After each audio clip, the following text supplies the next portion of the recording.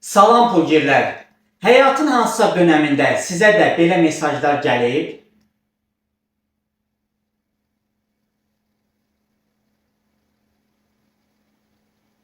Hə, əgər bu cür mesajlardan hər hansısa biri sizə də gəlibsə, qəti şəkildə aldanmayın.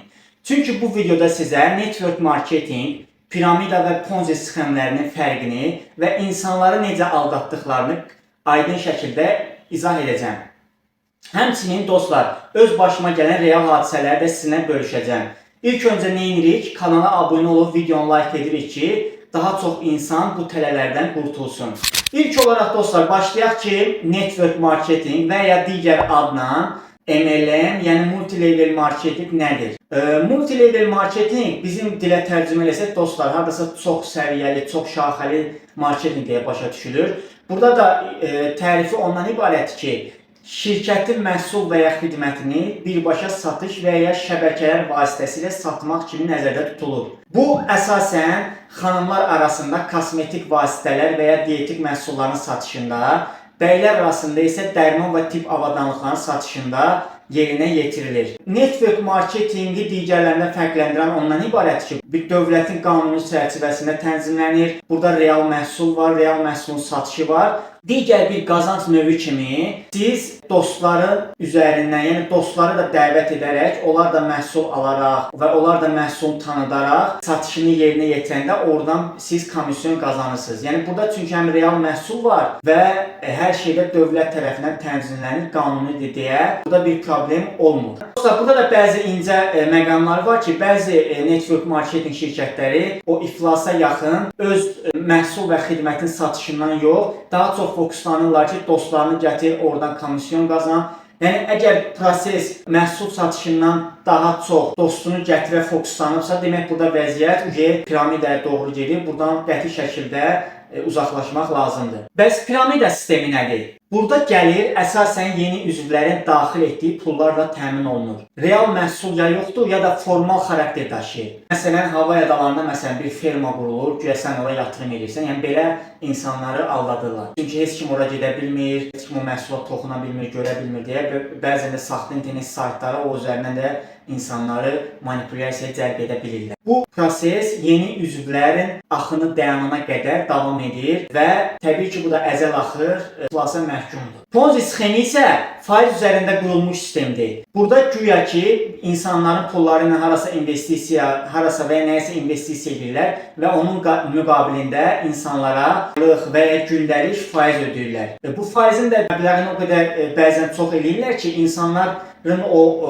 daxilində olan tez varlanmaq, anidən zəngin olmaq hissinə görə insanlar bu tələyə düşürlər. Burada da yenə yeni pullar axını kəsiləndə və hamı eyni anda pulunu götürmək istəyəndə də bu sistem çökür. Dostlar, bu sistemlər indi yaranmayıb. Bu sistemlər ta qədimlərdən, orta əsrlərdən də yaranıb. İndi var, yəqin ki 100 il, 1000 il sonra da bunun da başqa versiyaları olacaq. Amma məğz olaraq hamısı piramida və ponzi sistemi şəklində qurulur. Sadəcə dövr dəyişdikcə həmin dövrün trendinə, tələbinə uyğun olaraq o sistemlər də dəyişir. Mən sizə bir də metaforik olaraq bir şey deyim. Məsələn, orta əsrlərdə və ya qədim dövrlərdə Sasanilər dövlətində yaşayan bir insan, indi mən tarixi olaraq dəqiq ardıcılığı unutmuş ola bilərəm, üzrlü sayın. Sasanilər dövründə yaşayan bir insan, məsələn, Şəddadilər dövlətində onu aldada bilərdilər ki, orada bir taxıl zəmisi var, ora yatırım edirsən, bu qədər qızıl verirsən və ya bu qədər pul verirsən, onun qarşılığında sənə falan şey vəd olunur. Yəni, o vaxtı belə idisə,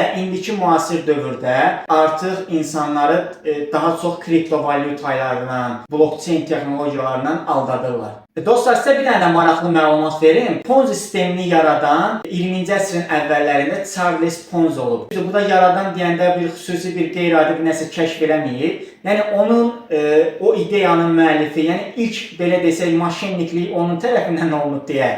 Adı da elə Charles Ponzi'nin adından götürülərək Ponzi sxemi kimi hal-hazırda bilinir. Başqa bir şəxs isə dostlar, bu lap rekordu yeniləyibdir. Bernard Madoff adında bir şəxs Wall Street'in belə deyək də ən məşhur maşinniki sayılır. Hardasa 65 milyard dollar civarında pul mənimsəyibdi insanlardan. Bilirsiniz insanlar niyə piramida və ponzi sxemlərinə aldanır?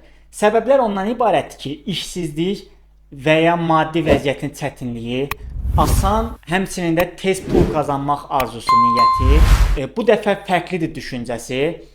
Hansı ki, ola bilər ki, insan məlumatı var, bilir piramida nədir, ponzi sxemi nədir, amma yəni deyir, yəqin bu dəfəki tamam fərqlidir və onlar da daha çox bu sistemi nəzərə götürürlər və gedəndə görürsən ki, hə bu dəfə biz başqa fərqli inqilab eləmişik, başqa innovasiyadır, biz başqa bir şeylərlə məşğuluq.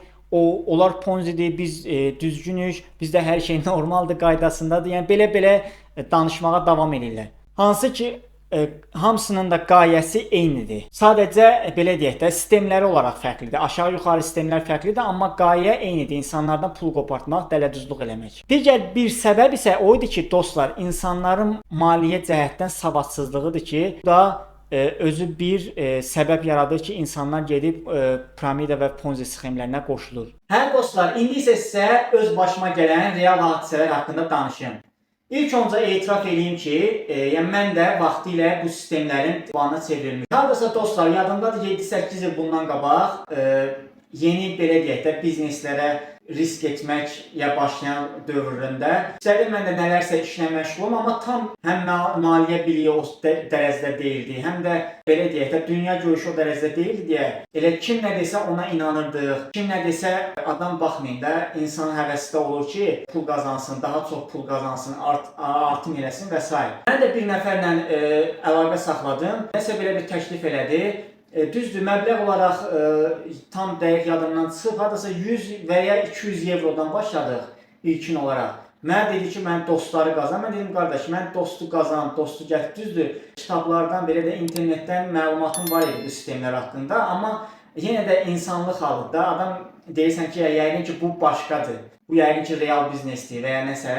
Hə, başladılar mənə deməyə ki, bəs sən də yeni dostları gətirməsən də bizdə nə bilim 5 aydan sonra filan şey olacaq, 1 ildən sonra filan şey olacaq, filan yerə gedəcəyik, bu qədər böyüyəcək şirkətimiz, bu qədər şirkətdən pay düşəcək. Sonra mən də gördüm ki, nəsə elə mən heç nə etmək olmur. Sonra mənə belə tələyə saldılar ki, bəs əlavə 700 evro da versən, sən bizim VIP statusa qoşulursan, onda sənin daha çox point yığırsan və bu pointlər də gələcəkdə sənə şirkətin investisiyası kimi investisiyasına əvəzlənəcək. Son anda mən hardasa 1 ilə yaxın müddət keçmişdi və görürdüm ki, bunlar dediklərinin heç 1% belə yerinə yetirilmir də. Bu ay deyirlər, bu olacaq, olmur, təxirə salırlar. Gələn ay başqa şey, elə həmişə də bir-birinə belə deyək də süni motivasiya ilə elə insanlar dövr eləyir. Yaxşı olacaq, amma heç nə də olmur. Və mən o son 700 evronu qoyub bir level atlayacaqdımsa, o anda bunlarda inamsızlıq yarandı deyə məndə, yəni onlara qarşı və bu fikirdən yayındım. Yəni belə deyək də yaxşı qurtara bildim. Çətin belə deyək də adminlərini, daha doğrusu yuxarı leveldə duranlarını həbs edilər. Düzdür, indi onların çoxu həbsdən çıxıb, çünki aradan xeyli müddət keçibdi deyə. Yəni öz başıma gələn real hadisəni indi sizə danışdım. Amma belə deyim də dostlar, məni hər dəfə dostlar da dəvət edir. Arada indi kimləsə də nəsə münasibət yaranır. O da dəvət edir ki, belə bir sistem var. Düzdür, çoxları bilmir ki, mənim az-çox maliyyə biliyindən məlumatım var deyə, yəni mən anlamıram. Sadəcə gedib onlarla söhbət eləmək, bunların fikri nədir, bunlar nə təqdim edirlər, insanları necə aldadırlar, yəni onu öyrənmək üçün də belə əhvalatlar olubdur başıma gələn. Ki, bəs bir dənə bir şey deyim, dostlar, yəqin siz də görmüsünüz. İlk gedən kimi bir dənə ofisə gedirsiniz və ya bəzisini çöldə çarda, hər hansısa bir çayxanada oturanda ya da kafeteriyada oturanda sırası bir dənə A4 vərəqi çıxır. Yuxarıda bir dənə yumru dairə çəkir, birinci sənsən, sonra 2 dənə qola ayrılır, bu sənin qolların. Burada sənin gətirdiyin adamlar, bu levellər, sonra onlar da hərəsi 2 yerə ayrılır və belə həndəsi silsilə ilə çoxala gedir. Amma burada da bir şey var ki, qardaş, bizim də bunun da gedə biləcəyi hər hansı bir limit var da. Və çox da danışanda deyirlər ki, baxın mən bu sistemi qurdum, özlərinə nümunə göstərirlər. Başda deyir mənəm, burada məndən məsələn dostum və ya qardaşım, hər hansı ailə üzvüdür. onlara da bir qol açmışam, onlar da qazanır. Mən əvvəl deyir ofisant işləyirdim və ya hardasa, yəni xırda bir maaşı alırdımsa, indi deyir aya 4-5 rəqəmli məbləğlər qazanıram. Klassik metodlardan biri də bilirsiniz nədir? Demək, danışırlar ki, mən düzdür əvvəlcə çalışıram, dinləyim və görün bunların məğzi, məramı nədir. Ondan sonra mən bəzən düzdür, onun ortasında və ya axırında kimi səbr edib, orada öz suallarımı, yəni onları belə deyim də, bir növ ifşa edirəm ki, yəni sizin dediyiniz, yəni tamam başqa bir şeydir, dələduzluqdur, insanları aldatma sxemidir. Düzdür, onlar təbii ki, onlar onu etiraf eləmirlər, öz haqlı mövqeyində qalmaq istəyirlər. Bəzən də stat insanları ən çox necə manipulyasiya edirlər. İstəyirəm bunlardan danışım ki, siz də eyni cümlələr, eyni sözlər eşidəndə agah olun. Demək, əsaslandırırlar ki, bu network marketingdir, qətiyyən piramida ponzi sxemi deyil. Bəs Bill Gates'dir, Trump'dır, onlar da network marketingi belə deyək də təminatçısıdırlar. Onlar özləri etiraf edirlər ki, network marketingsiz bizim işimiz getməz. Biz irəliləyə bilməliyik, hansı ki onlar dünyanın belə deyək də sahibidirlər. Deyirəm, qardaş, okey, onlar network marketingi deyiblər. Onlar amma deməyiblər ki, sən dostlarını gətir, dostlarını, tanışlarını zibilə sal.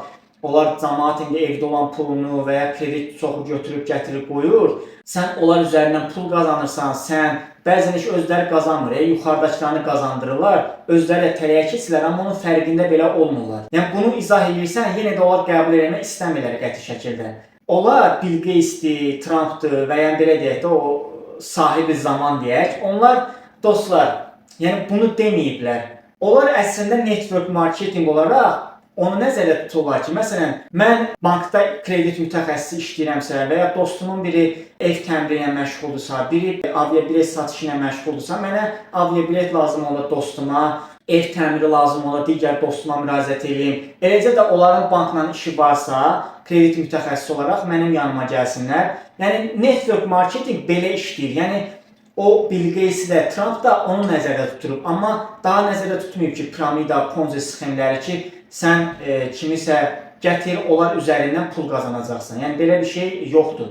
Digər bir metodu isə o idi ki, dostlar, məsələn, şirkəti elə yerdə göstərirlər ki, məsələn, hava adalarında və ya İsveç, daha çox da İsveçdə göstərirlər ki, güya qanunun ünvanı oradır, oranın Azərbaycanda təmsilçisidir bunlar. O da niyə görə İsveçrə olur? Mən sizə deyim, oranın bankları, yəni dünya, belə deyək də, dünya bankları, dünyanın ən təhlükəsiz ölkəsi həm də bankları orada yerləşir deyə və o üzərindən güvən qazanırlar. Hansı ki, o banklar ən çox həm təhlükəsizdir, həm də onlar gəlir deklarasiyası, yəni gəlirin mənbəyini insanlardan tələb eləmirlər. Bu üzərindən də insanları onlar, belə deyək də, aldadırlar. Güya ki, bunlar İsveçrədədirsə, çox belə qanunidir, yəni böyük bir şirkətdir, yəni özlərini belə tərənnüm edirlər. Və bəzən də hal-hazırda müasir trend olan kriptovalyuta üzərindən, güya bunlar dünyadakı bank sistemini çökdürəcək bir maliyyə inqilabı ediblər. Bir sistemdir, bu sistemə qoşulmasaq biz çox şey itirərik, fürsəti qaçırmış oluruq. Yəni insanları FOMO-ya salırlar. Bu FOMO sözün düzü, dostlar, gələcək videolarda da işlədəcəm mən. Ona görə də istəyirəm indi sizə açıqlamasını vereyim. FOMO, Fear of Missing Out. Bizim dilə tərcüməsi isə fürsəti qaçırma qorxusudur. Belə desək, insanda qorxu ondan ibarət olur ki, hə, mən hamı qazandı, mən qaldım, hamı milyoner oldu, mən qaldım. Yəni bu emosiyanı yaradırlar ki, insan tələyə düşsün. Bəzən onlardan soruşanda ki, qardaş, məsələn, mən pulu yatırıram sənə, düzdür? Bəs bunun gəliri hardandır? Bunu belə əsaslandırırlar ki, biz indi gəlirə çıxmırıq, indi şirkətin böyüməyinə bizim gedir, elə bir investisiya edirsiniz. Biz gəliri 1 il və ya 6 ay sonra qazanacağıq. Bəs deyirsən ki, mən öz demirsən investisiya edirəm, bəs elə bir investisiyadirsə, bu səhin kimi sayaq da bunu. Mən onu satmaq istəyirəm. Onlar da o saat insanlara cavab verirlər ki, yəni mən öz başıma gələni deyirəm ki, indi sizdə də yəqin bunu oxşar və ya eynisi gələ bilər. Məsələn, Google şirkəti 7 il heç gəlirə çıxmayıb. Deyirəm, qardaş, anladım, Google şirkəti ola bilər, indi 7 il gəlir gətirməsin. Çünki onlar böyük şirkətdir. Əslində gəlir gətirir, sadəcə o gələn gəliri o şirkətin böyüməyinə real olaraq investisiya edirlər. Yeni bir nəsə data analitika üçün yeni bir bina hazırlayırlar və ya belə deyək də, öz işləri üçün bunu investisiya edirlər, xərcləyirlər. Bu da yəni real iş, real proses var. Amma bununla bahəm Əgər məndə Google-un səhmi varsa, Google ziyana da getsə, bu il ərzində xeyrə də çıxsa, mən o səhmi öz baha da olsa, ucuz da olsa, yəni öz həmin hansı gün satsam, o gün qiymətinə rahat sata bilirəm. Amma bunlarda bu sistem yoxdur. Çünki onu da dostlar, burada da mali biliyi önə çıxır ki, insanların çoxu bunu bilmir deyə bu tələyə düşürlər. Yəni burada da diqqətli olmaq lazımdır. Sizə digər bir situasiya haqqında danışmaq istəyirəm. Dostumun tanışını artıq manipulyasiyaya düşmüşdü. O belə deyək də, hardasa 90% üzərində onu manipulyasiya eləmişlər. Adam o piramida sisteminə qoşulmaq istəyirdi. Demək dostlar, o bizdən xahiş elədi ki, siz gedin, o bilirdi ki, bizim maliyyə biliyimiz yetəri qədərdir. Dedi, gəlin siz də bir danışın, görün bu bəlkə real məhsuldur. Biz də dedik ki, problem yoxdur, gedək. Amma əvvəlcə danışdıq ki, yəni qarşı tərəf bilməsin də bizim yəni bu sistemlərdən az-çox məlumatımız var deyə. Getdik, oturduq, danışdıq. 2 nəfər idi, 50 plus yaşlarda. Adamlar özə bizi necə manipulyasiya eləməyə çalışırlar ilk öncə. O təbii ki, o standart A4 vərəqi falan hamısında çıxır, o heç. İlk öncə bir adi bir çayxanada oturmuşduq biz. Elə bir cavan olaraq bizə məsləhət edirdilər ki, biz SSR dövrünü keçmişik. O vaxtı bizi inkişaf eləməyə qoymurdular. Ancaq deyirlər, dövlət işi indi hamı öz işini qura bilər. Niyə siz cavansız gedib başqa yerlərdə işləyəsiniz? Öz işinizi qurun. Dünya başqa yerə gedir. Biz o səhvdən keçmişik, istəyirik siz daha yaxşı, maddi cəhətdən yaxşı yaşayasınız və s. və ilə axır. Biz də axıra qədər çalışdıq ki, adam göstərdiyi sxemi dinləyək, fikirlərimizi düzdür, arada ona uyğun suallar verirdik, amma çox belə deyək də, ifşa edəcək sualları saxladıq axıra. Harada bunların ifşası həm də çıxır ortaya? Dostlar, demək bəzən elə rəqəmlər səsləndirirlər ki, onu bilməyən adama şirin gəlir də, belə deyim, doğma gəlir o rəqəmlər. Yəni, əsaslandırır ki, biz 2 il sonra şirkət elə bir 5 ay yaranıb, nəzərdə tutur ki, 2 il sonraya biz 10 trilyonluq bir şirkət olacaq, belə olacaq, elə olacaq, əsaslandırır. Biz maliyyə inqilabı gətirmişik, bank sistemlərini belə deyək də, anasını ağladacaq, hər bir şey düşünülmüş şəkildə yerinə yetiririk. Sistemimiz budur, siz bu səviyyədən qoşulursunuz, bu səviyyəyə qoşulursunuz, bu qədər yatırım edirsiniz. İkinci səviyyə var ki, onun biraz yatırımı ondan çox olur. Burada daha çox üstünlük olur. Belə. Hə, başladı belə elə danışmağa, 10 trilyon belə elə. Mən açığı dedim, bəlkə insandır, səhv eləyir. Bilməyərəkdən olur da insan dili dolaşır, deyir, milyon yerinə 10 trilyon deyir və ya milyard yerinə trilyon deyir.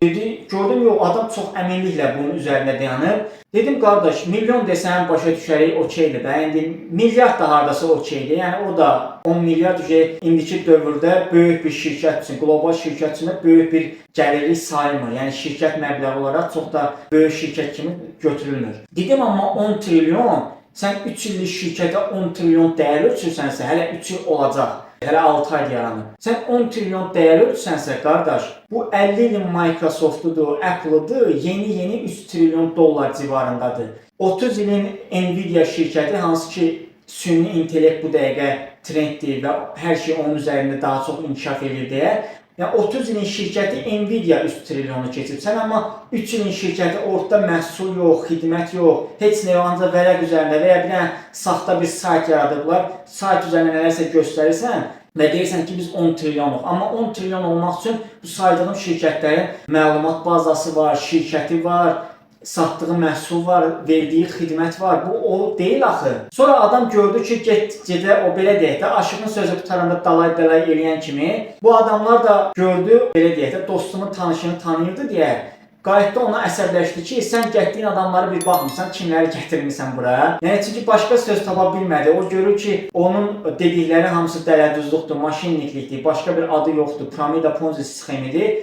Çıxılmaz vəziyyətdən başqa seçim edə bilmədi. Sizə ən həssas manipulyasiya metodu haqqında məlumat vermək istəyirəm. İlk öncə xahiş edirəm ki, videonu diqqətlə izləyək. Çünki çox həssas mövzudur. Demək dostlar, xaricdə qurulan piramida ponzi sxemləri Azərbaycana gələndə qısa bir marketinq araşdırmaları eləyirlər və onlar təbii ki, bilirlər ki, Azərbaycanda milli mənəvi dəyərlər çox üstün mövqedə dayanır və onlar ən çox da bunu əsas götürərək bizim belə deyək də baş tacımız hesab olunan şəhid ailələri və qazilər üzərindən insanları manipulyasiya eləyirlər. İndi mən sizə deyəcəm necə olur bu proses. Adamlar o yer icarəyə götürürlər, hansı ki orada tədbir eləmək üçün və gedirlər qazilərlə, şəhid ailələrlə görüş təşkil edərək onlara özlərini xaricdə bir böyük bir şirkət kimi təqdim edirlər. Təbii ki, indi o ailələrin üzvləri də bu da normal bir haldır ki, maliyyə biliyi o dərəcədə olmur deyə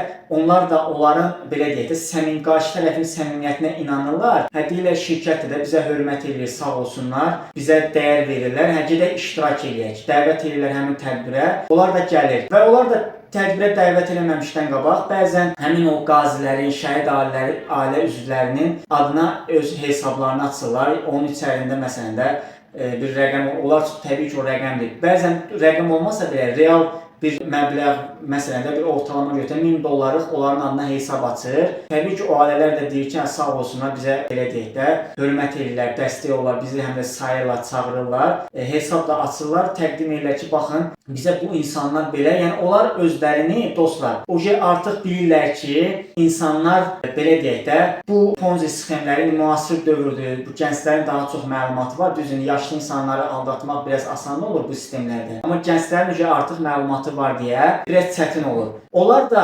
üstünlüyü verirlər, qazi və şəhid ailələri üzərindən manipulyasiya yaradırlar. Yəni onları dəvət edirlər.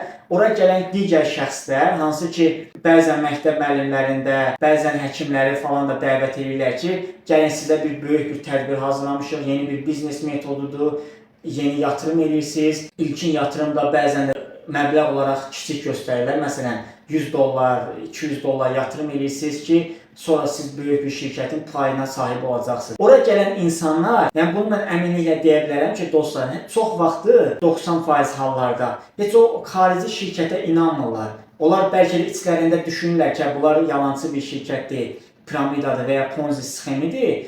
Amma orada iştirak edən qazi və şəhid ailələrinin iştirakına görə onlarda biraz, belə deyək də, onlara hörmət əlaməti olaraq inam yaranır deyə onlar o sistemə qoşulurlar və sonradan da o sistem təbii ki, gecə-tezi var ki, məhvə məhkumdur onlar. Sadəcə burada da maksimum dərəcədə diqqətli olmaq xahiş olunur hamıdan. Dostlar, trendlərdə isə indi hal-hazırda kriptovalyuta trendidir deyə onlara da Ponzi piramida sxemləri yaradanlara bir növ belə deyək də yeni bir fürsət açılıb. Kriptovalyutadır deyə, çünki ona biz fiziki qızıl deyil ki, biz ona toxunaq, hiss eləyək. Kriptovalyutanı təbii ki, biz nə görmürük, nə hiss eləmirik deyə rəqəmsal bir valyuta kimi biz görə bilirik. Ona görə də onlar məsələn bir coin yaradırlar. Məsələn, Qəmbərqulu coin. Bu coini reklam elə, təqdim elə. Bəzən deyirlər ki, biz ən böyük birjalara çıxırıq. Nə bilim, biz belə olacağıq, biz elə olacağıq. Üstündən bəzən il keçir, aylar keçir, nə o birjalara çıxmır. Düzdür, xırda bir birjalara, özləri hansı ki bir özlərindən birja yaradırlar, o birjalara çıxardırlar. O heç də o öz yaratdıqları bir, belə deyək də, bir web saytdır. Orada nəsə eləyirlər, alım, satım və ya heç almaq olmur, satmaq olmur, limit qoyurlar yalandan. Çünki orada hamı eyni anda satmaq istəyir, axı o sata bilmir. Ona görə bəzən cüzi məbləğin 1%-ni, 5%-ni sata bilirsən, digərini sata bilmirsən, bəzən aylarla onu gözləməli olursan. Sonra da onlar təbii ki o sistem bağlanır, sayt yoxa çıxır. Hər şey uçdu getdi. İndi dostlar, insanların daha çox onlayna çıxışı var deyə onlayn, yəni internet üzərindən daha çox Ponzi sxemləri daha çox yayılıb hal-hazırda. Onlar da necə işləyir? İstəyirəm az da olsa onlar barəsində danışım. Demək, siz məsələn deyir ki, $1000 pul qoyursansa, sənə həftəyə, həftəlik götürək, həftəyə 20% gəlir verirəm. Sən $1000 qoyursan, deyirsən, əladır da, mən onu işləyib, belə bir şey mümkün yoxdur dünyada ki, harasa mən işləyən və ya hansısa bank isə həftəyə 20% versin. Pul qoyursan $1000, həftə bitir, istəyirsən o $1200 götürəsən, onda qayıdıb deyirlər ki, bəs xahiş edib biraz gözlüyün, saytımızda nəsə problem var, backend developerlə datası, məlumatı düzgün çatdırılmır və s. və ilə axır. Sonra deyirlər ki, bəs yeni bir sistemə keçirik biz. Siz məsələn də $500 da investisiya eləsəz, $1200 yox, $2000 sizə gəlir vəd edirik. Adamla fikirləşir ki, buradan məsələn də 200 verəsiksə, 1000 qoymuşdum, 200 verirdim. Heç olmasa 500 da artıram, 2000 verir. $500 belə daha qabağa düşürəm. Yəni əvvəlki 200 ilə nisbətlə götürsək də belə $300 qabağa düşür. Belə fikirləşir, deyir, hə, nə əla, nə qəşəng. Gedir əlavə $500 da götürür, gətirir, verir. Sonra nəsə eləyir, onu çıxartmaq istəyəndə yenə təzədən başqa cür tələyə salırlar ki, bəs bizim adminlər, yəni administrativ heyətimiz dəyişir. Biz şirkəti, ofisi məsələn hava adalarındasa köçürük İsveçrəyə və İsveçrəyə köçürük hava adalarına. Belə bir sistem olur. İndi daha çox böyüyürük. Dünyanın maliyyə mərkəzinə çevrilirik. Biz başqa bir yenilik gətirmişik, narahat olmayın, sizin pulunuz əmin əllərdədir. Sadəcə yeni bir böyüyürük. Sizə də bir təklifimiz odur ki, 2000 dollar çıxardasıydınızsə, əlavə bir 1000 dollar da siz gətirin, sizə 5000 dollar söz veririk. Yəni daha çox gəlir. Adam fikirləşir ki, 1000 qoydum, 500 də əlavə, 1000 də qoysam, eləyir toplam 2500 investisiya. Amma mənim götürəcəyim məbləğ 5000 dollar olacaq. Hesablayır ki, qardaş 2 qat gəlirdi. Deyir, nə əla, gətirir təzədən qoyur və bu belə deyək də, nəyi var, nəyi yox gətirir, pulu qoyur. Bəzən pul da qutarır, gedir, hətta kredit də götürür, gətirir, qoyur. Amma bir də insan ayıla bilmir ki, qardaş, bu fırıldaqdır da, bu piramidadır. Burada problem yoxdur dostlar. İndi ilk olaraq, ilkində hamının başına gələ bilər. Az öncə mən də etiraf edirəm ki, ilk dəfə mənim də başıma gəlib. Sonradan daha çox araşdırdım, alda bilmədilər məni. Yəni, insandır da, başına gəldi. Əgər birinci etapda sən gördün ki, bunlar yalan danışır, səni şirnikləndirə, nəyin var, nəyin yox, apardın, qoydun üstünə, hələ üstəlik kredit də götürdün, gətirdin, verdin. Yəni bu belə deyək də, o insanda da ən çox günah. O yaradan bəlkə də necə deyək, halal olsun mu deyək, dırnaq arası bu da halal olsundan söhbət edir ki, bu qədər adamı eləyə bilir, yəni tora sala bilir. Dostlar, sonda isə onu demək istəyirəm ki, bu sistemlərdə maksimum dərəcədə kənar durmaq lazımdır. Biz pulu qazanmaq da olar, itirmək də olar. Bunlar hamısı normal bir proseslərdir. Bunlar həyatın bir, belə deyək də, bir qaydası, qanunudur.